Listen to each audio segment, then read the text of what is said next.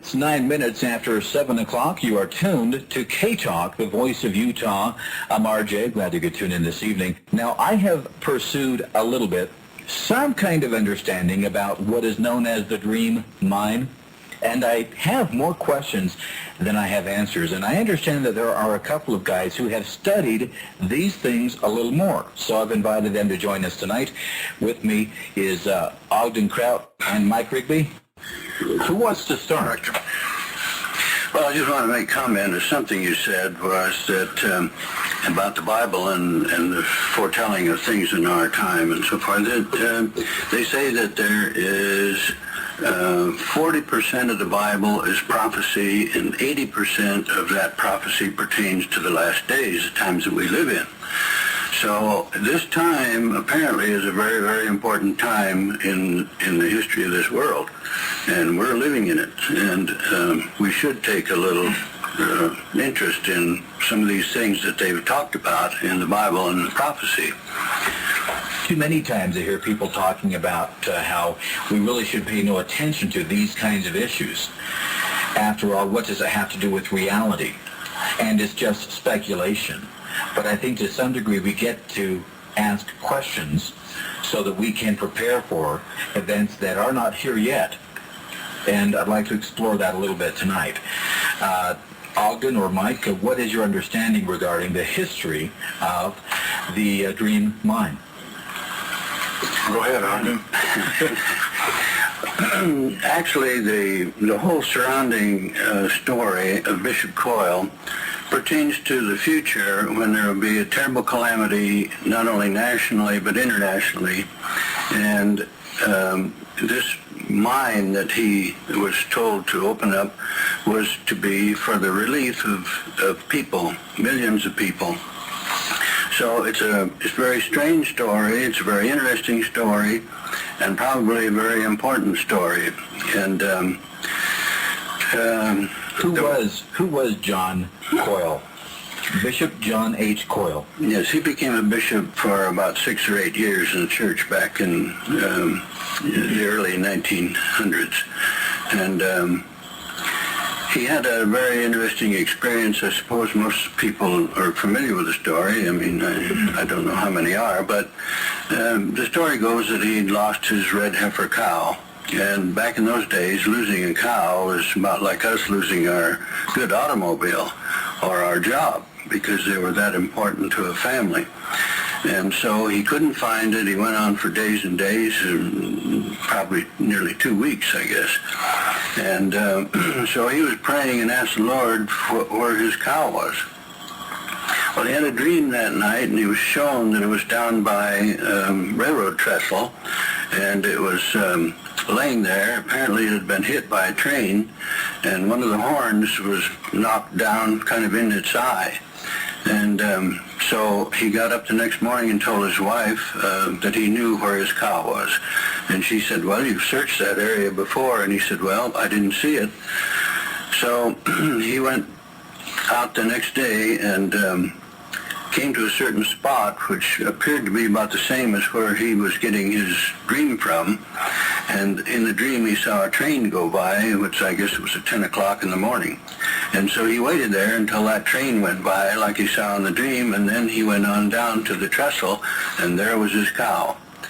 So he got down and helped the cow up, and the cow just seemed to know that it was supposed to go home, and he knew the way, and so they went. So on the way back, he was promised the Lord that if he would be blessed with those gifts of dreams or visions, that he would do anything that the Lord wanted him to do. So nothing happened for quite a while. And then one time he had a manifestation, and it was from a couple of the 3 Nephites, if people are familiar with those. Anyway, they said that they came from God with a message to him that God wanted him to drill this tunnel in the mountain and open up an old Nephite mine. And he said, I'm not a miner, I don't know anything about mining, I'm a farmer, and I don't care to do that kind of work. And they said, don't you remember the promise that you made to the Lord? And he said, well, yes. And so there was many manifestations and miracles and things that happened in order to get these tunnels drilled in that mountain. And he was promised there'd always be men and money to take care of it. And this happened through depressions and inflations and wars and everything. So you're saying that these tunnels did get drilled? Yes. And about how long did that take to occur? Well, he started in 1894, and then he died in 1949, and the mine has been pretty much shut down then as far as the drilling went. Was the drilling ever completed? Yes. The last part that he was supposed to drill was kind of like an arm going in, and then it spread out into 5 fingers that they were called. And these 5 fingers, and the 4th finger, and I think that's the tunnel I was working in when I left to go on a mission for the church. And that was the mine the tunnel that was supposed to bring the ore in when the time come. So you've been working in these mines? I worked for Bishop Koyle for nearly 2 years. So you know him? Very well. Very well. And we had prayer circles every morning before we went to work, and I used to go down and visit with him at night and talk over the history of the mine and the experiences, and I even used to read a lot to him. He enjoyed Brigham Young, and so we read a lot of Brigham Young together. And so he's been gone for some time, but you remember him? Yes. You worked for him? Yes. What else is there about this mine that he was instructed?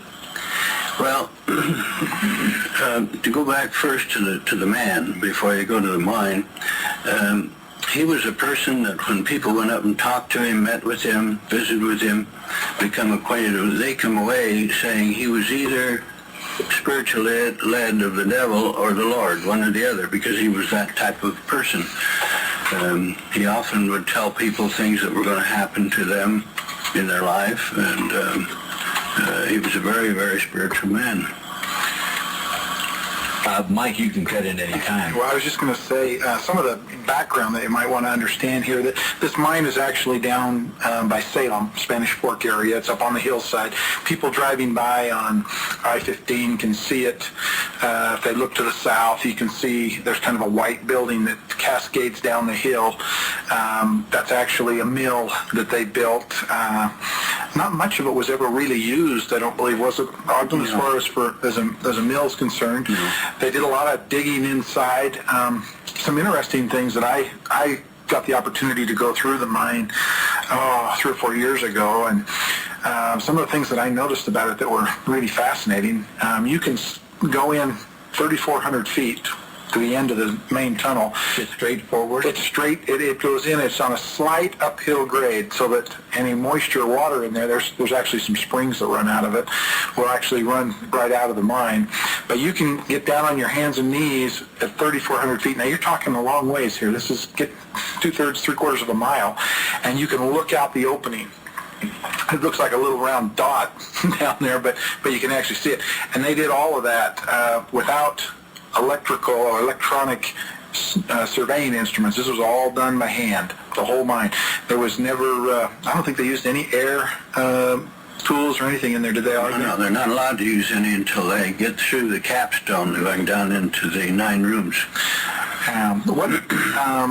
What the bishop said was that there were some caverns that were hollowed out by the Nephites, and inside these caverns are all sorts of artifacts, as well as there's a lot of raw gold in the process of getting to those artifacts. So there's a lot of treasure basically in this hill, but it was put there for the benefit of those that need this relief in the last days. That's why the mine's technical name is actually the Relief Mine. They've dubbed it the Dream Mine because of... It's still a dream. Yeah, that's right. When it comes out, then it'll be the Relief Mine. Yeah, when you finally get some relief from it, but that's why they call it that. I'm going to read a little bit from the text that I think, Ogden, you put together a long time ago.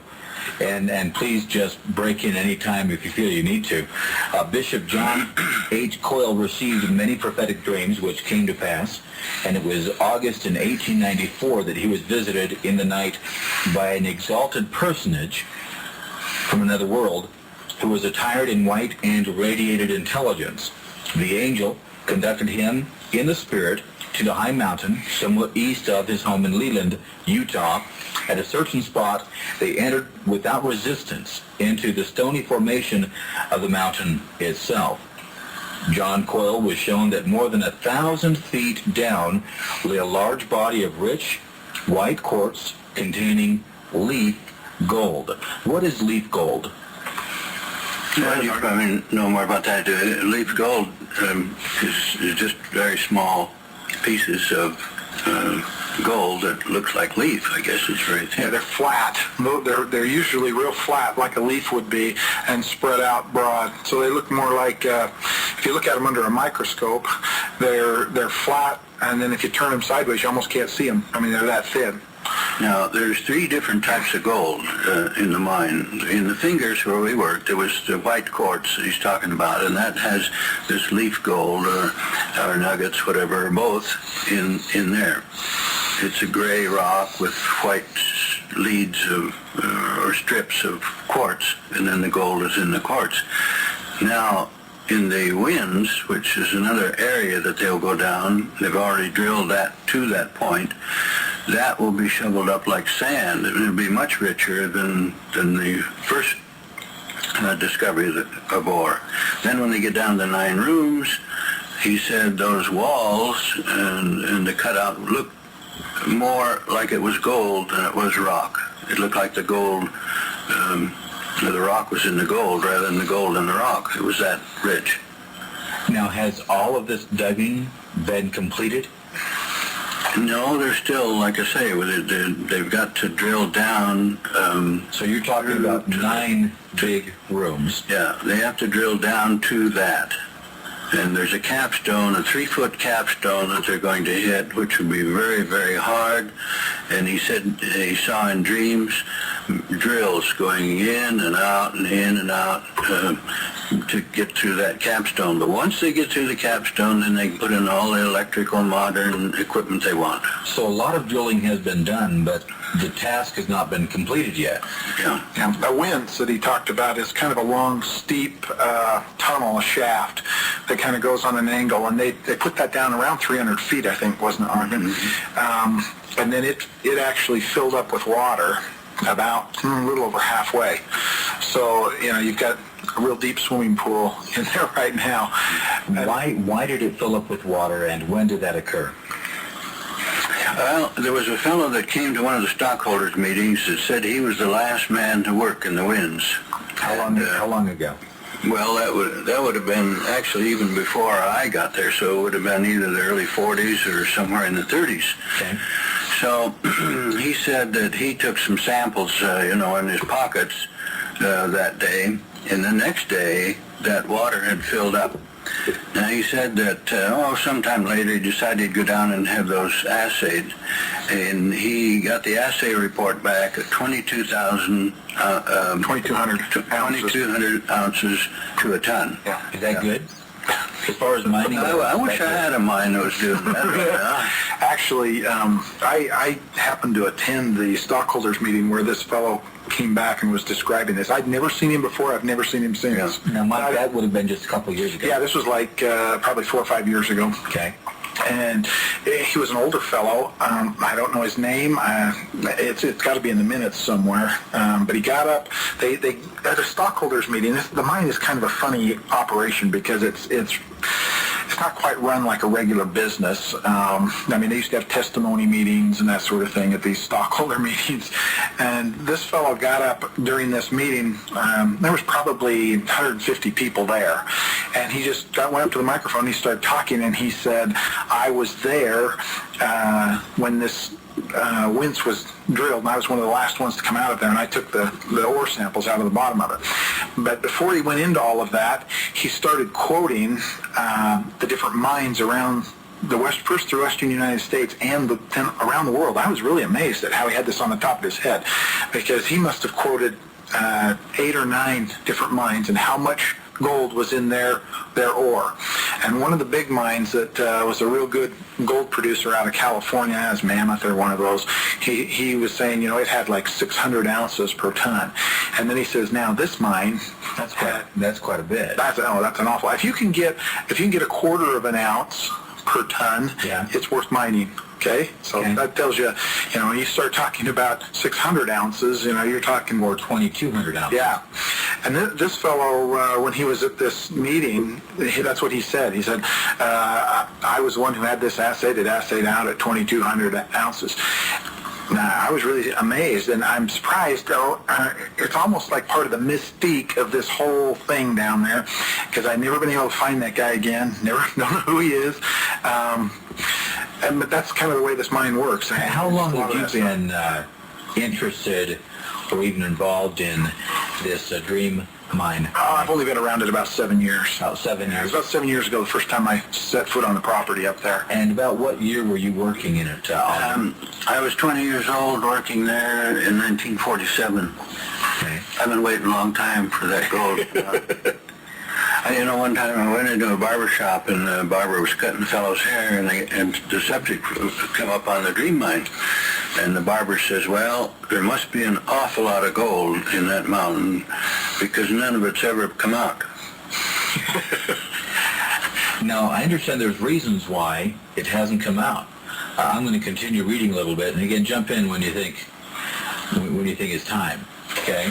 It says, he was told, this was John Koyle, that he was to open the mine, and it would be richer than anything like it in the whole world.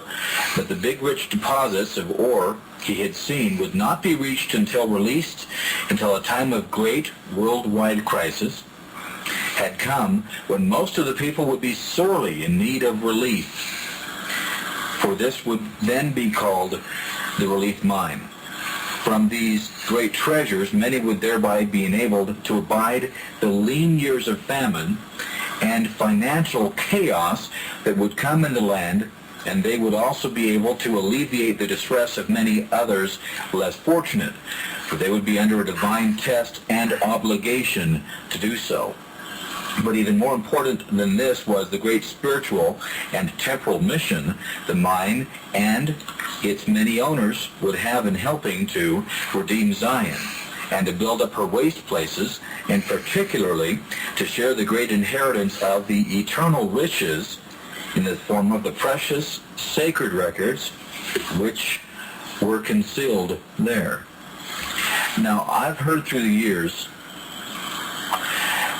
that Bishop John Koyle rushed the thing, and that's why, for some reason, it was closed to him.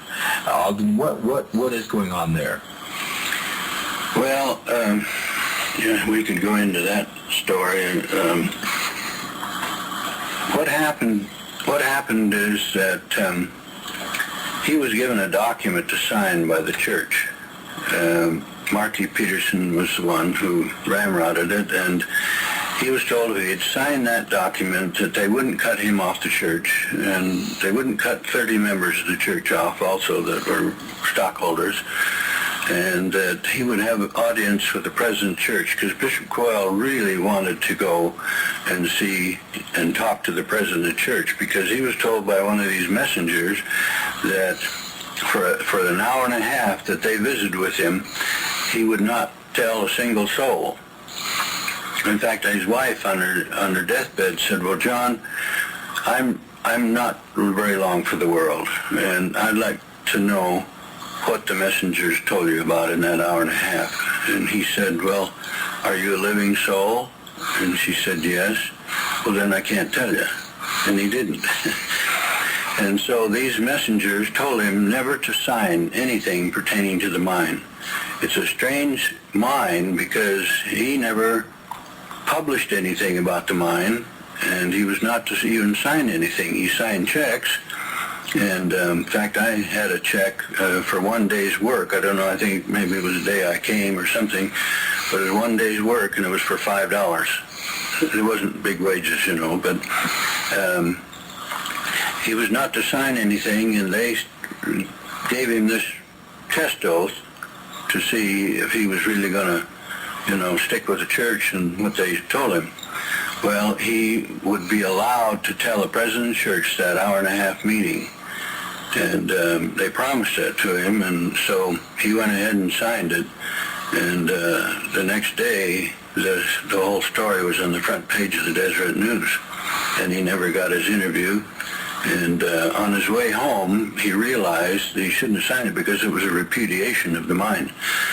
And so on the way home, he said, that's the worst thing I've ever done in my life. So after that, the Lord never seemed to give him, very many manifestations, or nothing great happened, and a year later he was dead. Now, as a bishop, I believe that the information that he was given, whether he was meeting with these individuals, would have fallen underneath perhaps stewardship that he had as a bishop? I'm not quite understanding your question. For example, people would question, why would he have a right to receive visitors? Why would he have a right to receive revelation? Okay, that's a good question. We sometimes assume that all of our revelation has to come through the President of the Church. As Mormons, that's kind of the way we believe. Well, now, I know as a father and a husband that I have a stewardship to my family, and that I can receive at least inspiration regarding that stewardship. Right. And so my question is, would this have fallen underneath the stewardship that John Koyle had as a bishop? Not as a bishop, but as an individual. That was his mission and his calling. Now, Moses said, would to God that every man was a prophet. In other words, then they would know personally what the Lord wanted them as an individual to do. The President of the Church acts for the church. It's almost run as a business, because similar to a business. You have the president of a business company, and he directs the operation of all of the people in that business. Yeah, the church and probably it pertains functions just within proper economic law. Well, just to the church. But if the Lord chooses a man to go and drill a hole in the mountain and he wants him to do this, that's his particular stewardship.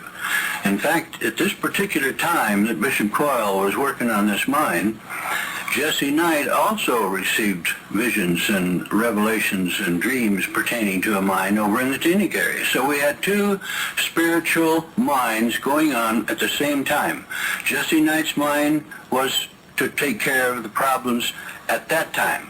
Bishop Koyle's mind was to come out in a future time to take care of the great problems in that time. Is it possible that those who came forward to fund these efforts and to be involved in this mining may have also received their own inspiration to join Bishop Koyle in that effort? Absolutely. There were three things that I was convinced of the divine authenticity of that particular work. One was my own experiences with Bishop Koyle and seeing a lot of the prophecies he made come true. The second was personal friends of mine who I knew were trustworthy and wouldn't be telling a fib. They also gave me their experience testimonies of the mine. And see, then you had mentioned that Bishop Koyle was told that others would come forward to help him accomplish this task. And then they had stockholders meetings every Thursday night. And this is the third basis of why I think that mine was inspired. These people would come down every Thursday night for a stockholders meeting, and as Mike just got through saying, it was more of a testimony meeting than anything, because these people would get up and tell stories about what happened to them pertaining to the mine. I'll tell you some of those in a little bit. But these three things are just about definite proof to something, just as it is with the Book of Mormon or anything else. As far as having multiple witnesses to the same event. I regret to this day that I didn't write down the stories that I heard every Thursday night at these meetings. My memory's not too good anyway, but and so I've lost a lot of those very important stories. Do you think that there were any other men who may have written some of those stories down, or did they conclude that it was important enough not to record them on paper? There's a few people who've written things down, yeah, and I have some of those writings which they don't particularly want out. Because you need to understand, RJ, there's 6,000 stockholders in the relief mine. Even today? Yeah, today. That's how many there are. What kind of organizations or people are involved as stock owners today? They run the whole gamut of society. From top to bottom. They do. Is the LDS Church a stockholder of the mine? Not that I'm aware of. Unless Yes, they are. They are. Someone gave them, donated, not only Dream Mine stock, but other stock to the church. For when they died, they were donating. So the church has, unless they got rid of it, the stock that was given to them. So at this point, there's about 6,000 people or organizations who today hold a stock in the Dream Mine. Right. They're also, most of those are small stockholders. They're not large stockholders. I mean, 10 shares here and 20 shares there. I mean, there's about, I believe there's about 600,000 issues of stock out there. So you've got, if you figure that out, you're talking about a small amount per stockholder. Okay, we're going to go to the phones here and talk with Bo. Hopefully we've got a question on the Dream Mine. Bo, you're on the air. Go ahead. Yeah, I just wanted to comment on some of the things. I think I've got 10 or 20 shares of the Dream Mine. Keep them. Well, I've changed my mind or tune a little bit about it, but anyway, the Dream Mine story by Norm Pierce is what got my attention when somebody has that little book. Yeah, I published that for Norm. Oh, did you? Okay. Yeah, Norm's widow kind of gave me the book and says, you do what you want with it. She didn't want anything to do with it. Norman Pierce's widow gave it to you? Yeah.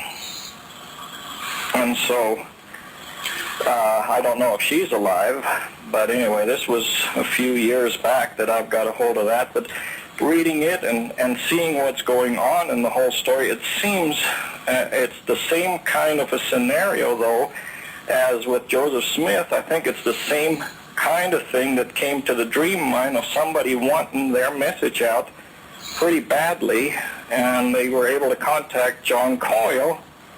And so with promising riches, gold and whatever, you have to entice somebody to get you to listen to them with things that are true before you get their attention. And so it's the same kind of thing that you give them promises of riches and gold and dreams, or in today's ages probably would be a .com that would make people go and jump. Are you asserting that the other stuff that came with the instruction of the Dream Mine, for example, foretold of events of these last days, was the message that was piggybacked with the promises of wealth? Oh, sure. They wanted to get a message out, what is a lot more important, and to get somebody in our days to listen to it, you got to go and get their attention. And to get attention, I feel, was the same as with Joseph Smith. He was promised all kinds of things along with what he had to get the message out that Moroni wanted to give him. Now, the text that I'm reading from is from a book called Visions, Prophecies, and Revelations. You can call to get the book if you want a copy at 486-6125. And I understand I've been gathering some of my own records from a great-great-great-grandfather that I had that was a bodyguard to Joseph Smith. And he wrote many times in his personal journals, this was Philo Dibble, events that took place when he was there with the prophet Joseph Smith. Now, many of these things have not been published yet. He had in his possession the death mask casts. He knew of many of the events that the public does not generally know about. So I take a look at these kinds of events, whether they come from personal journals, whether it comes from answer to personal prayers, and with a grain of salt. I read them, and I wonder, what kind of truth is here? And perhaps if we as a community change, if this whole nation changes, then even the proposed revelations may change. Okay, that's an assertion that I make. But I take a look at these things and I wonder, is it possible that these events may occur, or will they absolutely occur? Well, I look at them a little bit more different than that. I look at them that since only 90% of these things come true, the 10% that didn't come true, or where he was absolutely wrong and totally wrong, then I can see that there's other sources, because the one source is never wrong, and any other source, when there is the minutest part of being wrong, you got a problem. And so I look at this, that this was just some means and ways to get a message out there that needed to be done, and an agenda that needed to be followed. And so this contact person was able to do that with John Koyle. Well, you have to consider also Jesse Knight. These two men knew each other. They both had similar experiences. They both had a mission with the mine. And Jesse Knight knew within 2 weeks, in fact, he knew the very time that he would start striking his riches. And when he got the money, it was to save the credit of the church. He said that he was told that in a dream. So when he was going down the street one day, he ran into Wilford Woodruff, President of the Church. And he said, "Brother Woodruff, how are things going?" And Woodruff says, "Very, very poorly." He said, "Church credit is in terrible straits." And he said, "Well, how much do you owe?" He said, "Well, $10,000 probably."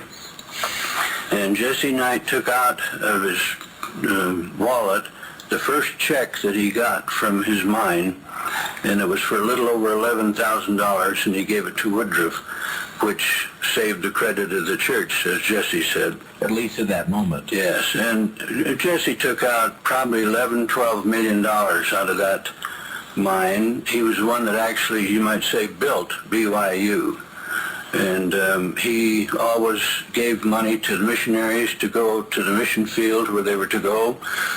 He always gave employment to people that wanted it. The other people around there used to call it the Sunday school mine, because he closed down on Sunday where a lot of the other mines kept right on going.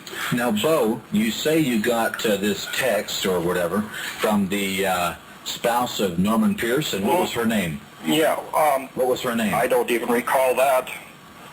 I only dealt with her over the phone.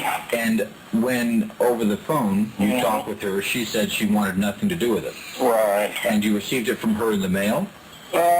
No, actually, somebody else had given it to me, and I wanted to make sure that it was a legitimate copy, and so I called her. So this was a copy of Norman Pierce's story? Right. Well, it's in the manuscript, actually. How many pages was it? Let's see, I've got it in my hand here. You have it with you? Yeah, it's only about 71 pages. Only 71 pages. Does it say the Dream Mine story on it? Right, and his picture and all of that. It actually, one of the things that I liked about Norm's particular version of what took place there, I mean, he's seen it from his perspective. He has a map inside there that shows how the mine is actually constructed. If you've been in the mine, then the map makes sense. If you haven't been in the mine, it's a little bit difficult to understand that map, because I'd seen it before I went in, and I had a hard time adjusting to everything the way it actually is. When they started this mine, they started up on top and dug straight down, about 1,400 feet, I think it was. And then later on, several years later, they actually came down the mountain and went inward. So there's several openings, and these tunnels that are in there will actually one day be joined together. I'd imagine they wouldn't be very safe now. It's interesting. When I was in there, that is hewn right out of solid rock. I mean, it's like going right through cement. There's not a board holding up anything in there. Yeah, there's not. There was one section about, I'd say you go in about 100, maybe 150 feet. There was about a 15-foot section where you could tell two large masses of earth had come together, and squoze a lot of material together, and that little area there, about 20 feet wide, was pretty loose, and you could see it had fallen down up above, and they'd cleaned it out several times. So as you go through the mine, you'll pass that little section, and you look up, and you can tell that that's a kind of a dangerous spot. Other than that, though, I didn't find any place in that mine that wasn't almost solid rock the whole way. Now, Bo, I find it interesting that my guests here saw a man who claimed he brought ore out and got an assay, and there were some results with what they found in there. I know of other guests that I've had here at these microphones who will tell you that the mountains that surround Utah, as well as many places in the valleys, are so rich with gold that has already been processed and is in bullion form, but having access to it is another question. Those that I have investigated, and I've investigated several, will tell you that even if you can find where the ore is, that you must have God's permission to have access to it, the permission of the earth, and the permission of the spirit guide whose job it is to protect it. And from what I can see, because of the abundance I'm told about this kind of stuff here in Utah, is that there's enough evidence to suggest that it may be there. And to see that there are so many stockholders in this dream mine, that even though you were told that from Norman Pierce's wife, there's more to this story than maybe some are willing to listen. Well, I wouldn't discount that there are processed gold places here or stored away. And the only opinion that you just voiced that I differ in is that you that you must have permission from God, which I feel God would not be a factor in there, but the messenger or a supernatural being like Moroni would have to give permission to get it for you. But since I feel that he's not allowed to get to it either, then I'm saying it isn't going to happen unless God gives his permission, which I feel he isn't going to. Well, something that I think ought to be brought up here so that we kind of understand why this mine, what's the big purpose here?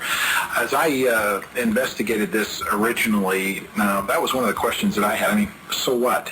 I mean, if God can create, as Abraham would say, out of these stones, seed unto Abraham, if he can do all of those things, what's the point in the gold over here? Yeah, what's the need for gold? That's exactly my point. But the real need there, the point is to test the hearts of men to see where they are in their growth and their spirituality. Are they willing to give it up? In their greed. Yeah, oh, absolutely, absolutely. And you see a lot of that take place with this. Oh, I can't tell you how many stories I've seen of people who are trying to find stock in it and do all sorts of things to try and get a hold of stock in the relief mine. Now, Bo, if you've got some stock and you want to sell it, leave your phone number here and we can probably get someone who would like to buy some. Those few shares that I have won't make any, never mind. The last I've seen, now I don't even own any stock in the mine. I have never felt to have any. But those that I've seen that have sold itself for $5 a share, $10, is it up to 10 now? 10 now. Wow. So inflation's taking its toll. Is it officially an IPO kind of thing? Pardon? Is it officially an IPO kind of thing? No. A part of NASDAQ, maybe? I think what you're going to find is that people, the longer this time from Koyle's death goes on and the mine just sits, you're going to find a lot less people who know about the mine or have had much interest in it, and a lot of it's dissipated. I mean, the interest down there has dissipated. People in the area now, you can talk to them and they don't even have any clue of what the relief mine is, whereas 50 years ago, everyone knew what that was. Yeah. Well, too, a lot of people that bought stock back when they knew Bishop have died, and their children have it, and now a lot of their children have received the stock. They don't know what it's for. Probably a lot of it's thrown away with the garbage. Yeah, I would be willing to bet that half of the stock issued by the mine you cannot locate now. You cannot actually find a stock certificate. I understand it's about a third. Is it? Mm-hmm. Bo, I appreciate you calling tonight. I hope that our conversation between now and 9 o'clock will meet your okay. All right. Thank you. I'm going to continue reading this just a little bit, this text from the Dream Mine story. It goes on to say, this would be in a day, he was shown, when horseless carriages, some as big as railroad cars, streaked the highways at great speeds and with brilliant lights. Otherwise, he was not shown the exact time that these things would take place. Soon after the tunnel was begun, on January in 1914, Bishop John Koyle was lying awake in his bed at the mine, contemplating a very remarkable dream he had just had, when to his amazement, two men dressed in gray clothes, having white hair and beards, one taller than the other, came walking up to his bedside. The shorter one did all of the talking. He declared that he and his companion were two of the three Nephites, apostles of old who had divine custody of the mine. After a 2-hour conversation, the heavenly visitors departed, and the end of the cabin faded from view, and they passed through it and continued on to the brow of the hill, where they turned and waved a final goodbye. A moment more, and they had vanished from sight.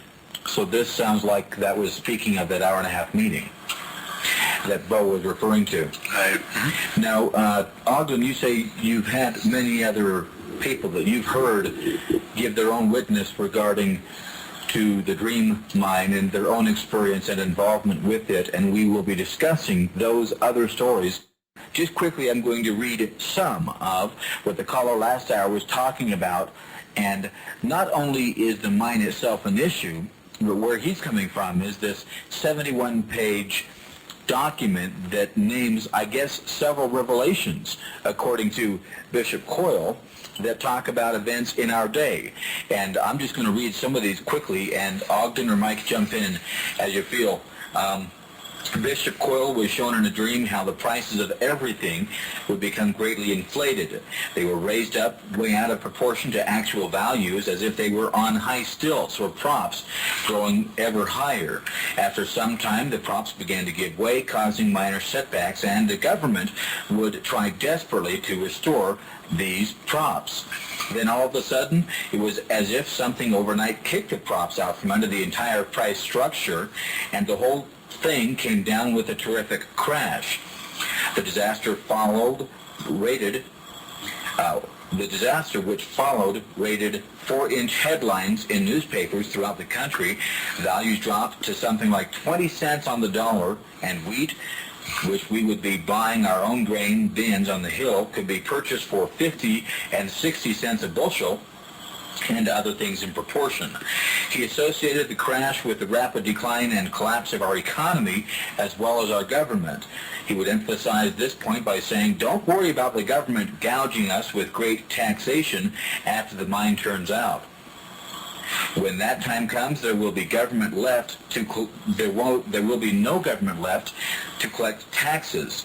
Then paper money and government bonds, etc., will not be worth the paper which they are printed on, and many bankers will find themselves in breadlines. Banks at this time would be full of money, but would be reluctant and afraid to lend $1 to anyone, for most of them could not pay it back. Instead, there would be numerous foreclosures on homes and farms and businesses, while interest rates would soar. Here in Utah, big industries like Kennecott Copper and Geneva Steel would be shut down, as well as government-related industries, and unemployment would be widespread. The U.S. paper dollar and coinage, having no intrinsic value, was no longer redeemable in gold and silver, and soon would become worthless, and it would no longer be regarded as legal tender. And then it goes on and on and on and on with other events. I think one of the things I found as I read through some of this is that gold would again become legal tender, at least in this part of the country and in other parts of the country. Mike, Ogden? There was actually, probably about 8 or 9 years ago, a fellow put together a list of the prophecies that Bishop Koyle has made. There was about 117, I think, that I saw. Jordan was his name. Yeah, John Jordan or something like that. And those prophecies, some of them have been fulfilled, some of them were not. Almost everything, though, that Bishop Koyle had prophesied either came about or is yet to come about. He did not have what I would say a miss-hit type of prophecy. I mean, that didn't exist really with him. Did you find that, Ogden? Anything that you've read?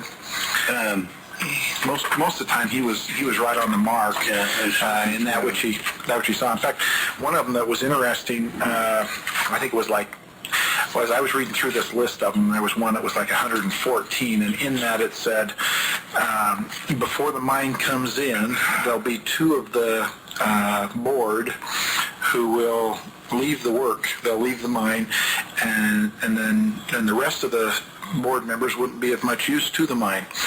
And about 3 years ago, the president of the relief mine and one of the board members who was actually over mining operations, on the same day, both of them got disgruntled and jumped ship.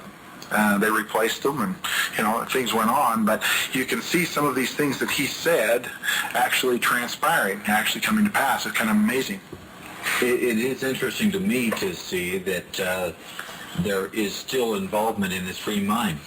I don't know if more mining is going on, if more drilling is going on, but apparently, I've heard for years that there are guards standing that have said, like Nephi guards, that you cannot have access to this until it's time. Is it possible that the thing is belly up? Is it possible that, is drilling still going on? Well, I'll tell you, it's harder to get stock now than it used to be. It's gone up in the past year from $5 to $7 to $10. And you can call the mine and ask them about stock, and they don't have any available. They don't know of anybody that's turning any in. Once in a while, somebody will die, and their descendants will pass it on, and then there's a little bit available. But it seems to be there must be as much interest now as there ever has been, because it's so hard to get the stock. Well, from what I can read, this relief mine is meant for a day when supposedly there would be a nationwide government collapse and a nationwide collapse. He told me that when this next depression comes, it's going to make the crash of '29 look like a Boy Scout picnic. Now, who's he? Bishop Koyle. When did he say this to you? In 1947. So in 47, he told you there was another depression coming. Okay, let me tell you a story that's quite interesting. It's after I got back off my mission, I went up to the mine and was looking around, kind of thinking about old times. And while I was there, a fellow came up in a car, and he was by himself, and had kind of gray hair, and he saw me there, so he got out and came over, and he said, "Did you know Bishop Koyle?" And I said, "I worked for him for nearly 2 years." And he said, "Oh, that's good." He said, "I knew the bishop too." And he put his hand out and he says, "My name is Brooksby." And I said, "You're not Dr. Brooksby from Fredonia, Arizona?" He said, "Oh, yes." And I said, "Well, then you were the one that knew about his prophecy on the war." "Oh, yes." He says, I'm the one. And I said, "Well, let me tell that story, and if I got it wrong, then you correct me." Well, the story went that Bishop was in Dr. Brooksby's home. Now, this was just a few months after the war started, World War II. And Dr. Brooksby's son had just gone down and enlisted in the Army. And Brooksby was worried about his son, and he said to Bishop, "Do you know when the war is going to be over?" And he said, "No, I sure don't." And so the next morning, Bishop came out and sat down at the breakfast table, and he said, "Well, I know when the war is going to be over. The Lord showed me last night." And he says, "When?" And he says, "The end of August in 1945. So he was talking about years ahead. And Brooksby said, "Oh, it can't last that long." And he said, "No, it will." And so in August of 45, that's when MacArthur was going in to sign the papers with the Japanese for the end of the war. Now, here was a man that could pinpoint down to the day of things. For instance, he told months ahead of time to his banker, who was the stake president, Gardner was his name, that there would be a depression, very bad depression, on the 29th of October in 29. And Bishop suggested that he get all of his papers in order and for that crash. So he did, and then they met on the street one day, and Gardner come out, and he said, well, he was kind of irate. He told him, he said, you're talking about these things, and they don't come to pass, and he was mentioning false prophets and all this kind of stuff, and Bishop said, what do you mean? He said, well, you said this crash was going to be today, and everything's going along just like it always did. And he said, no, it's tomorrow. And Gardner said, no, it's today. I wrote it down on a piece of paper and I put it in a safety deposit box. And Bishop said, well, let's go look at it. So they went in there, and it was for the next day. And that was the 29th, and the crash came. I have a copy of the front page of the New York Times here. And this is Tuesday, October 29th, 1929. Stock prices slumped. This is a slump of $14 billion in the nationwide stampede to unload. So here's a man saw this to the very day, months and months before it happened. Regarding the relief mine, is it in operation today? Is drilling going on today? No, there's no drilling. There hasn't really been any searching for those ores of any consequence since you died. Yeah, the only thing that's taken place that I'm aware of in the last few years, when Bishop Koyle dug this mine, built this mine, whatever you want to call it, they took a lot of ore and stockpiled it inside the mine, in where those fingers are. I mean, they were finding ore? They were actually digging it out, and then it was being stockpiled back inside the mine. So not a lot of it was brought out to be processed. There's a lot of it that was brought out, because that's how you get the tunnels. Okay. But there was also a lot of it that was left inside, taken down off the walls, and, Okay. they actually dug it out. Yeah, and they actually put it right in the middle of the trail on some of it. And back about 2-3 years ago, a fellow came from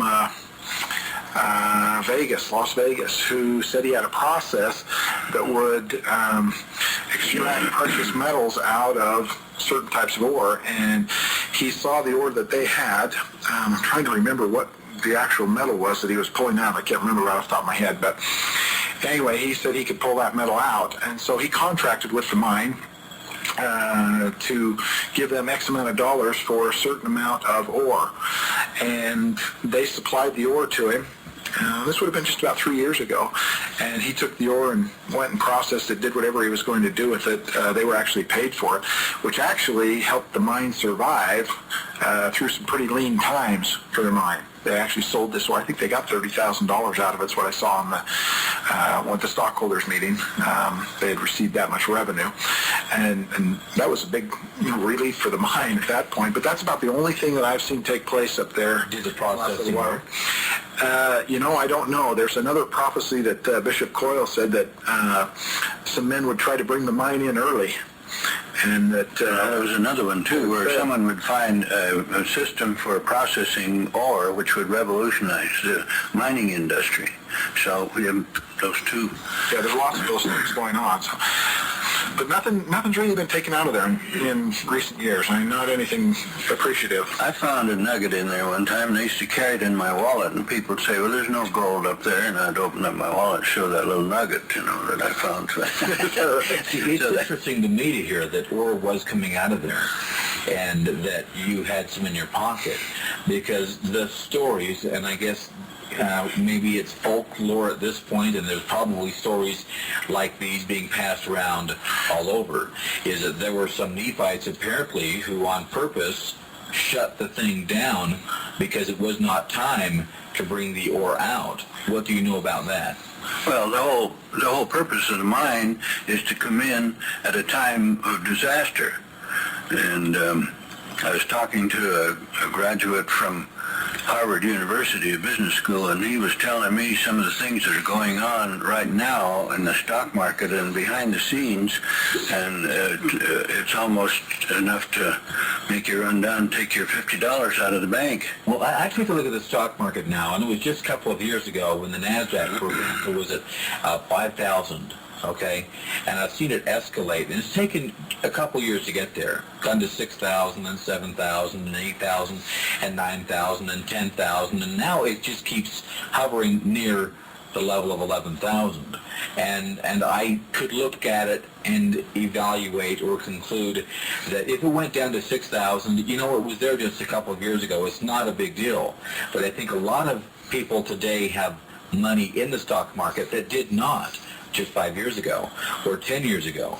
And if it went down to the level of 6,000 or 5,000, a lot of people would lose a lot of money. I see events like the power events going on in California, and in my mind, I think on purpose, these are controlled events by those who control the Federal Reserve, also manipulate, I think, utility organizations and companies across the country. And it seems as if that those who think they are in control on purpose are trying to create this energy crisis in California. I was noticing the paper the last 2 days that our Governor Mike Leavitt was up there with 9 other governors up in Oregon on an energy summit, and that they're being instructed up there that this energy crisis is going to impact the rest of the West and possibly the whole country. So this crisis thing does loom over us, but it's amazing, and I think a lot of people think that, you know, the real time period where these kinds of events would occur has come and gone. You know, the good times are on their way. I got a report just recently, and it was from a Wall Street analyst that has had a very, very high record. And last year, just before the end of the year, he made his report for the year. That's when everybody was afraid of Y2K and it looked like everything was going to fall apart. His report was that there's not going to be much variation in the stock market. Things will go on. Things will get better through the year and so forth. I got a hold of his report for this year, and on 5 pages I couldn't find one positive statement. And this friend of mine said that these people in the stock market, they take the first week of January as a kind of a thumbprint for like the rest of the year. The word recession is being thrown around all over the place. And well, Alan Greenspan, he has been reducing the basic interest rate. How much effect did you notice that had on it? Had almost no effect. Yeah, wasn't that amazing? Had almost no effect. Well, this rule of thumb on the first week of January, this year, that week hit the lowest ebb in 25 years. Really? So, of course, I don't know anything about Wall Street, but... Well, lots of folks are very excited about the last 8 years and this boon that our economy is in the middle of, and it's interesting, within the first week of W taking office, already this thing, recession, is being passed around. But I think one thing W is working on is this $1.6 trillion tax cut, and apparently it'll come over a period of 10 years, but they are asserting, I think, that this $1.6 trillion sounds like Reagan economics, voodoo economics, depending upon who you talk with, that investment back into our economy will bring the good times again, that this wave of e-commerce is going to continue because of this reinvestment of tax relief coming from W's administration. Yeah, you know, when you talk about the relief mine and how it relates to what's going on there, probably the main thrust of what Koyle was saying is this is all preparation for that which is going to happen, and all of the prophecies that I believe he received and the things that he said were just to get people to believe that this was a true project, that this was something that was valid.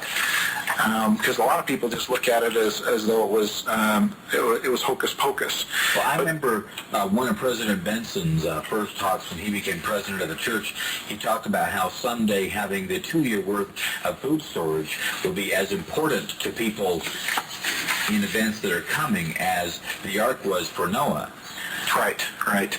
You know, it's interesting. Now, and the bishop didn't always have everybody down in the Ivory temple down there weren't critical of Koyle. He had some who believed that which he had said.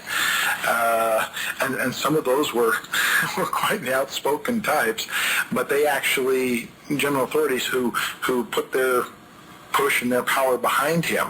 And there's many stories about that. In fact, of the 3 books that are written, that Ogden publishes, the 3 that I'm aware of about the relief mine, in 2 of those it tells the story about his relationship with Kimball, with J. Golden Kimball.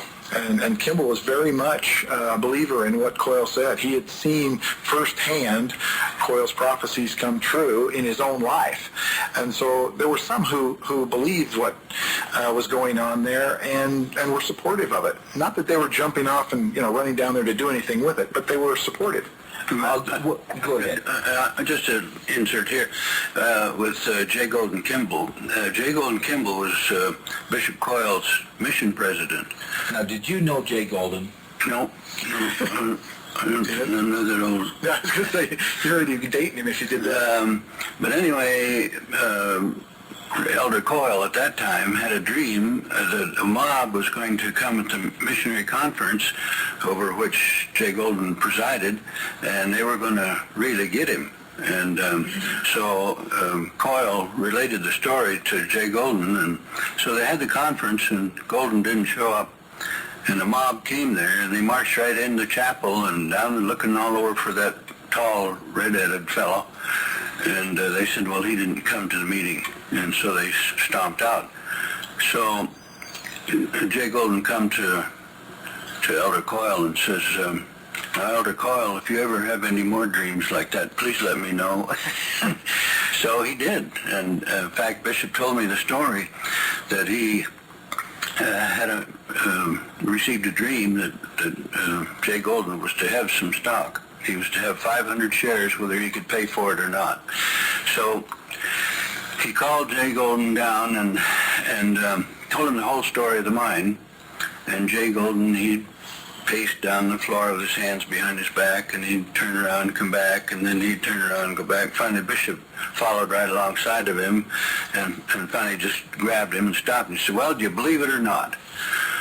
Well, he says, how much is the stock? So he told him, and he said, well, give me 500 shares.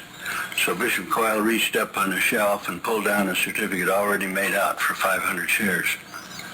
So he was a believer in the mine, and in fact, one time he called J. Golden down and asked him to go up on a special job for him, and he said, yeah, what is it? And he said, well, Joseph Fielding Smith is preparing a talk against the dream mine for a conference, and he said, I want you to go up there and tell him that he's not supposed to do it. And J. Golden says, I'm not going to put my head in the lion's mouth. And he says, he grabbed him by the collars, and he says, Golden, God hates a coward. All right, he says, I'll go. I won't have any faith in it. And Bishop said, I'll take care of the faith. So J. Golden walked into Joseph Fielding Smith's office one morning, and he says, Brother Smith, you're not supposed to prepare that talk against the dream mine at conference. And he jumped up and says, who told you about that? I haven't told anybody I was doing that. And he says, well, the Lord knows, and he told Bishop Koyle. And so he turned around and walked out. Well, he never delivered the talk at the conference on the dream mine.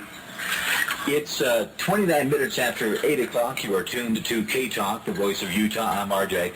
My guests tonight, Ogden Kraut and Mike Rigby. They have some first-hand experience with this dream mine or relief mine thing. And your questions, certainly you're invited to call and ask if you have them. Utah County 470-5855, Salt Lake County 254-5855, North Davis and Weber County 670-5855. Ogden, tell me the history behind the story that Bishop Koyle, without permission, started it too soon, and the mine was flooded with water and has Nephite guards guarding it, and when God wants it open, it'll be open. Well, there's a story there. You told it. Do you want to say it? Well, I don't know exactly what to tell you. I've never heard anything that this was pushed too fast. Everything that I've known about the mine and all of the information that I've been able to glean from it, it moved along kind of methodically in a step-by-step procedure. In fact, there was points where they were drilling, and Bishop Koyle would see in a dream that night, tomorrow we're going to run into water. Not just tomorrow, but he knew how many inches they were going to drill before they hit water. And you're talking about a dry mine here up to that point. And the next day they go in and they start to drill, and they get to the exact inches that he's talking about, and out comes the water. And just really, really incredible experiences like that, time after time after time. So it went along on a methodically planned out. To me, it's actually in divine order. It's happening exactly as it's supposed to. Yeah, I don't know of anything about flooding, but I did have this experience when one morning we went down before we went to work, and we were about to have prayer. And we usually visit a little bit with the bishop before we left, and he turned to one of the workmen and he said, Anton, it's going to rain in your tunnel. And he didn't know how in the world any rain would get in his tunnel. But so anyway, they went up, we worked that day, and the next day we went in after they blasted out, and it was just dripping all over in that tunnel. Anton couldn't have worked in there the way it was, so we had to put up these big metal sheets and pry them up there and hold it up so that the water would run down the sides of the tunnel rather than on Anton while he was working in there. Now, on this occasion that Mike was just telling about inches, I talked to the man who did the drilling on that one, and he said that Bishop said at 14 inches, you're going to hit water. Well, he said he drilled in there, and every inch or so he'd pull out and look, see if there was any water, and he said he got to 13 inches and it was still dry. And when he got to the 14 inches, he said a little bit of water started showing up as mud in the thing. Well, they blasted out that night, and they come in the next day, and water was just flowing down that creek, not the creek, but the ditch that Bishop told them to build. And that ditch was difficult, and it was just a nuisance. And but they had to dig it just so deep and so wide, and when they hit that water, it came out, it filled a 3-inch pipe, and it just filled that little ditch just right. So what do you know about the mine being shut down or stopped? Okay, one time, one of the messengers told him that the mine would be shut down for a short period of time. But he says the powers that shut it down would be the powers to get it started again. So Francis Lyman, under the direction of Joseph F. Smith, was sent down there to release Bishop Koyle. It's about 1913, and from being a bishop. And they didn't like the mine. There's a lot more to that story, and I could tell you that if we had time. But anyway, they released him from being bishop, and then they threatened if he didn't shut the mine down, they were going to excommunicate him, and some of the other stockholders too. So he realized that what the messenger told him was true, so he went ahead, they shut it down. It was shut down for a while, let's see, I think it was 6 years, and then Joseph F. Smith died. Heber J. Grant was replaced as president, and while Heber J. Grant was looking through the business reports of the Zion's Mercantile and Spanish Fork, he realized that they weren't paying their bills, and so he went and talked to the fellow in charge, said, "Want to know why these bills have not been paid?" Well, they shut down that dream mine, and the people didn't have any income, and so they're not paying them. And he said, "You mean if they opened up that mine again, they'd pay those bills?" And they said, "Yeah." He said, "All right, then tell them they can go ahead." So Bishop Koyle said, "I won't do it unless I get a letter from Heber J. Grant saying that I can."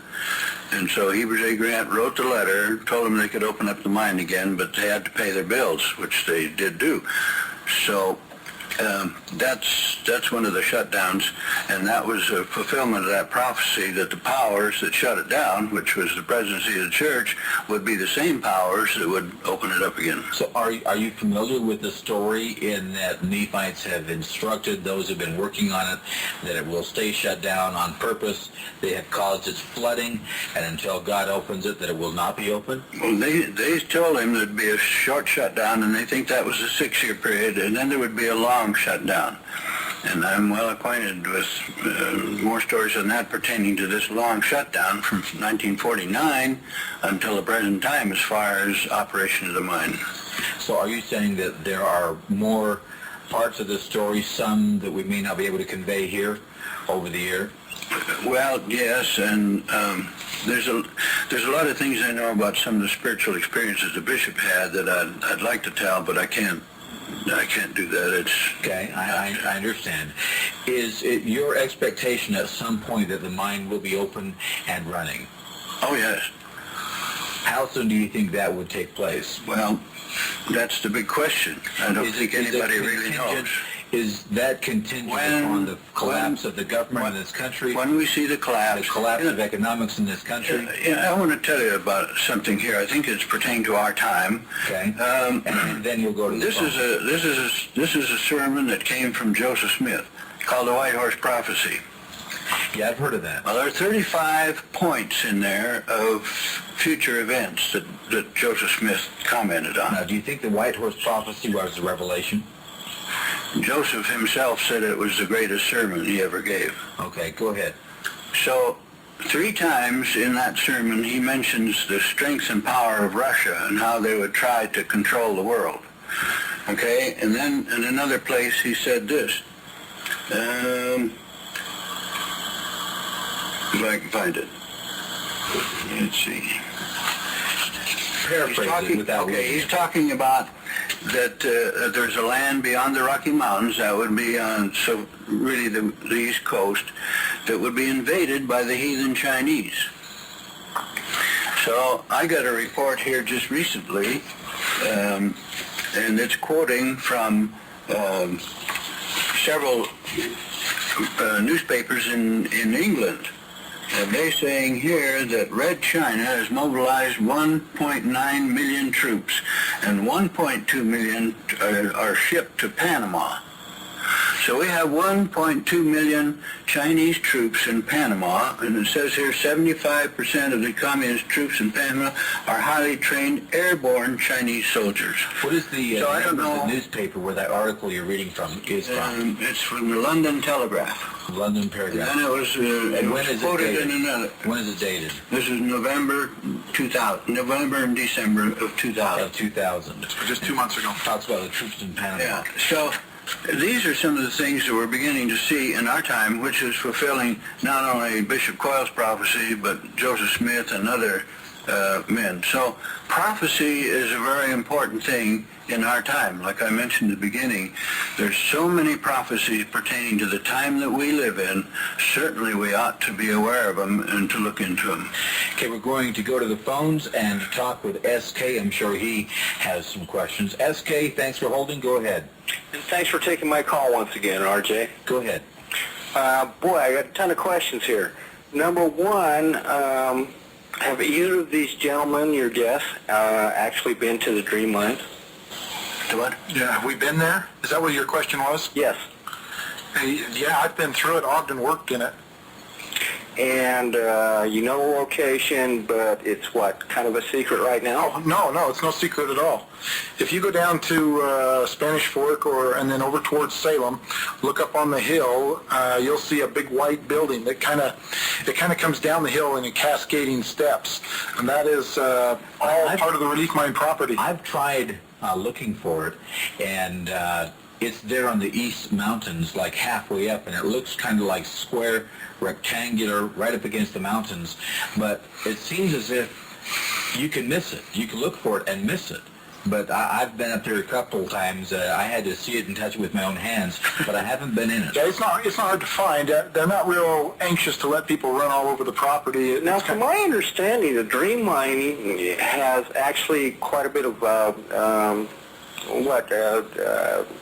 resources in it. Like gold, silver. It's actually a very viable mine. Is that true or untrue? Well, at this point, they're not taking anything out of it, and I'm not aware of anyone that says there's actual ore there that is accessible right now in the mine. Do you think, Mike and Ogden, that because of the politics now with the shareholders, that is what is keeping the mining process from occurring? Yeah, even maintenance on it is limited because there's a lot of fear up there that if they start playing around with that mine or showing that there's a lot of activity, they'll end up in the same position Koyle was. And so they're kind of in fear of that happening. I haven't heard anything for the past hour and a half that would indicate that there's actually, if this is in fact, the dream line that you're talking about, and that was revealed to Joseph Smith or Brigham Young or any of the other Mormon prophets, there's actually anything left in there. I think Ogden's probably looking here for a little quote by Brigham Young where he pointed to the mountain. Is that the one you're talking about? You want to paraphrase that one? Well, Brigham Young apparently on a trip down south past Spanish Fork and Salem, and he pointed up to a mountain up there and said, there's more gold in that mountain than all of the horses or mules, I can't remember how I worded that part of it, that could carry it out. And there's more gold than So Ogden, leave all of the roads of Utah. So Ogden, what you're saying is there is quite a bit of gold in that mine? Well, for nearly 2 hours we've been explaining how much gold there is there, but we don't put our hands on it yet, not until this financial crash takes place. And you really, how do I put this? You really believe in these prophets and these soothsayers that of the LDS Church that say that there is going to be a crash?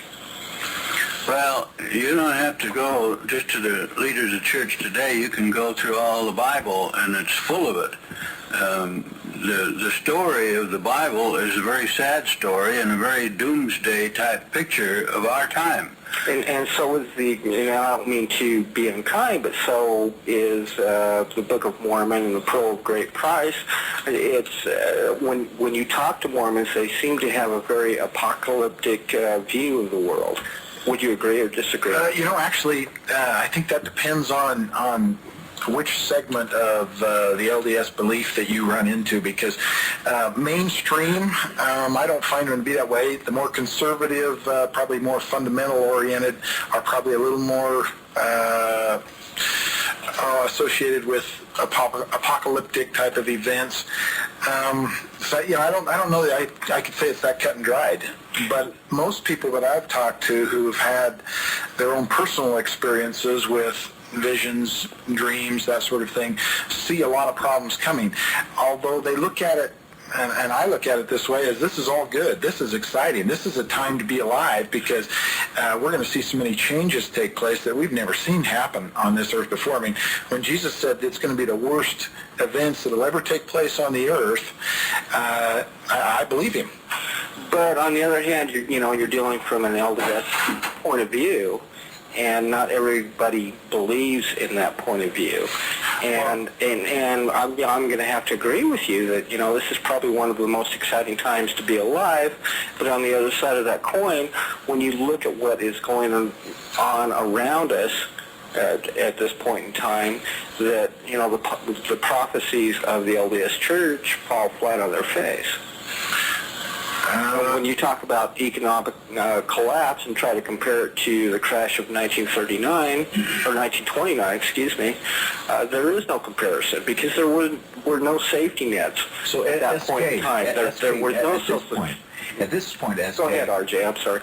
You probably yourself see, for example, this tax relief that W is talking about, well, I'm talking new way about Mormon of prophecy probably good economic growth continuing in this country, right? And what you're thinking maybe is, why are you guys trying to put water on this fire of economic success that will continue in this country? Is that how you look at it, SK? No, actually, I look at, economics as a cycle, and there are always up times and down times. I mean, I've lost $10,000 in the stock market in the past year, so I don't worry about it because... Do you think good times are ahead of us? I don't worry about it because, for the long run, the stock market is still going to go up. But, if you try to compare today's stock market with the stock market of 1929, you just can't do that, RJ. There were no safety nets for people. I don't think any of us are actually worrying about what's going to take place. What we're trying to do here is say, here's some information. This guy was pretty darn accurate in the things which he saw and foretold. Be aware and judge for yourself. That could be true, or that could very much be untrue, and so far for the past hour and a half, I haven't heard anything other than hearsay and proselytizing that would indicate that the prophets of the Mormon Church actually did prophesize anything that's happening today. I mean, you can read anything you want to into the Book of Mormon and or the Bible. And I think that's exactly what I'm seeing at this point in time with your guest. I was rather excited that both of these guys have done some work and been to this dream mine, and there is some activity even today regarding this place down in Assayed. If the gold's there, hey, RJ, I'm there too, because I want to take some of it out of there. I'd like to retire a rich man. Well, take a drive down to Spanish Fork of Salem, go take a look at the thing, drive on it, put your hands on it, and see if any stock is available. It does interest me that from some of this that came from Bishop Koyle, they are instructed that at some point that I see stockholders right of this mine, but I also see instruction that at some point when relief is needed, that they will be instructed to give it. There are a lot of stockholders out there that own a lot of stock in a lot of different companies, and not all of them pan out the way that we would like to. Now, whether or not the dream line is actually a myth or fact remains to be seen. But according to your guess, there should be a lot of gold there, and if there was, there would be people mining it. And, if you don't have any confidence in it, my suggestion is don't buy any stock. Well, I haven't, and I think maybe you ought to look at your faith a little bit closer too. And I'll leave with that. Appreciate your call, SK. I'm glad that you guys have been there and done that, and that, Ogden, that you've been personally working with Bishop Koyle. And Mike, you've been there recently and seen some of these politics going on. You may have been involved with an organization that includes a corporate entity, a committee. Just try to get anything through a committee. And apparently there are 6,000 individuals or organizations who hold stock and impact the decisions regarding whether or not to go forward with mining operations or whatever. And I can imagine the trouble you would get trying to get anything done with a committee or an organization that large. Okay, going to the phones next, we're going to talk with Gina. Gina, you're on the air. Go ahead. Yeah. I just wanted to make a few comments about your last caller. He wanted proof that the economy was going to collapse. All he's got to do is get the local newspapers and what the economists are saying to know that they've said that we're in for a meltdown. I mean, you don't have to look too... Huh? I get concerned myself sometimes when we hear from people in the press and the politicians. We hear what they think we want to hear rather than just telling us the truth. And sometimes the truth isn't always pretty. Right. I agree. And he made another point about why hasn't this gold come out? I'd like to get rich. And if indeed Bishop Koyle did have these types of experiences, they obviously came from the Spirit. And if they came from the Spirit, he's not going to release the gold for personal gain and greed. It just doesn't happen that way. It doesn't work that way. It's meant to be given to people to prosper. Well, Brigham Young, Bishop Koyle actually, quoting Brigham Young, he said that when the ore come out, it would be a lot of people would become very rich. And he said they would do, as Brigham Young has said, they would get rich and kick themselves to hell. So money can destroy people very easily, and I guess that's why Jesus said it'd be hard to get a person into the kingdom of heaven as Jim Phillips is a gentleman that I've had here before, and calls himself a treasure hunter here in Utah, and he's found artifacts and gold and other things, and he's had partners who have knocked him unconscious and have walked away with gold that he intended to share with them. And there are some that I have heard who will tell you that when it comes to gold, it does really crazy things to men sometimes. Yes, it does. And the final and last point I wanted to make, he made it easy to condemn somebody for their beliefs, and yet it comes from a position of judgment. And I just like to say that speaks volumes for where I think he stands. And of course that puts me in the same position, doesn't it? That's awful.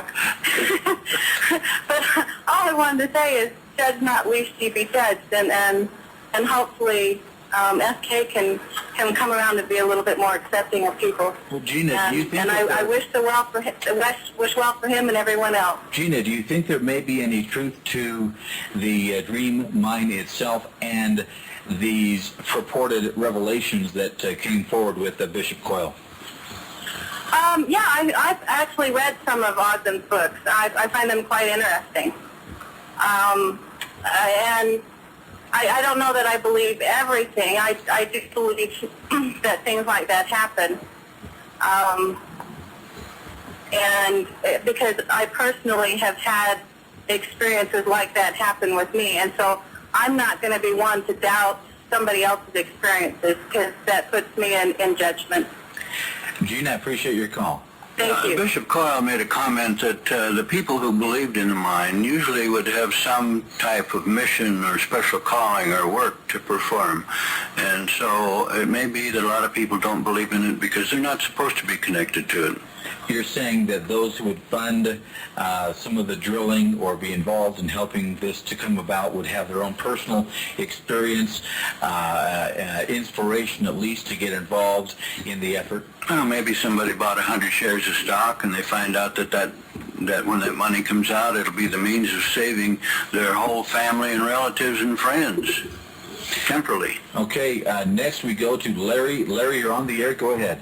Yes, I love Ogden Kraut's books. I was just looking here on my shelf. I got about 6 of them, I think. And I've got them right here next to all my other church books. That's probably about 10%. Now, Larry, do you believe everything you read? Well, if it's one of his books, I kind of do. Well, because you get a good feeling about it, and you feel inside you know it's true. I want you to know I'm sitting right next to him, and he's still the arm of flesh. So Yeah. take it for that. I find that there are a lot of things that I at least take a look at, and sometimes I'm not really ready to draw a conclusion, but at least at this point I'm ready to consider, may this hold any water? Is it possible that there is some truth in these kinds of things? And there are some times when I'm thinking, there's no way that this is true, not according to the information that I have or my own convictions, but at least I'm willing to take a look at some of these things. Hey, in Ogden's defense here, one thing I will say about the stuff that he has written, it's well documented. You can go back and research it and find that he's done a lot of research, and these books on the relief mine are quite well researched. So, do you have any questions, Larry? I haven't got any of those. I have the stuff about like Jesus was married and Gift of Tongues and some of those others. And I always just thought they were just good old church books, and I still kind of feel that way. I don't know if I'm right or wrong, but... Now, this sounds like a plant. Yeah, well, I just try to quote Joe Smith and Brigham Young, then I can blame them. Can't go wrong there. Now, the thing about this relief mine, I've heard about this before, and I'm positive that it's all true. I wouldn't want a whole pile of stocks in it if they gave it to me, because it wouldn't be for human beings to just take advantage of. I wouldn't want them if somebody drove up and gave me a truckload of stock in it. I'd just say, well, just take it to the bishop or somebody else, because I know it's there for this purpose, and I've been sort of waiting around for some kind of collapse and been disappointed year after year. In fact, back in '67, they said when the 6th and the 7th come together, something horrible is going to happen. Then '76 came and nothing happened.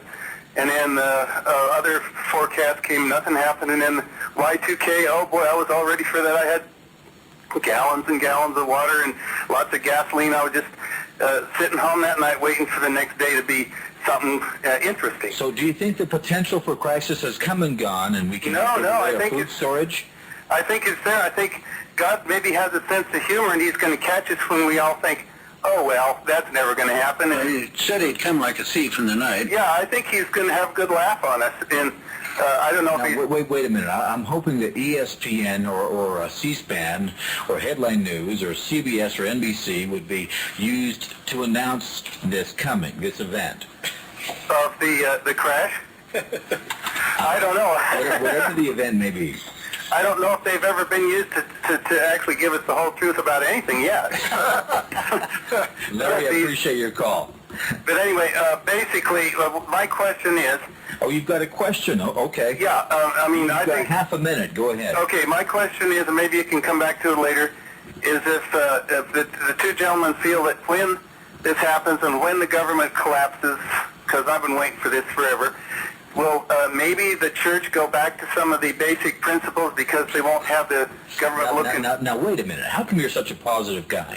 When this is a positive thing, that then they'll be able to go back to some of the more basic things that they had to kind of give up, like plural marriage and united order. And that's not what this show is about. Larry, I appreciate your call. I know, but I'm just wondering if after that... You have a good evening. Okay. All right. We've got a few seconds left. I found a text where I was reading some of these things. It's called Visions, Prophecies, and Revelations. If you want to get your own copy, you can call 486-6125. Gentlemen, thank you for joining me tonight. Thank you. Appreciate it. Mike Rigby and Ogden Kraut. And explore some of these things yourselves. In my opinion, some of the crisis events may not be behind us, maybe in front. Who knows?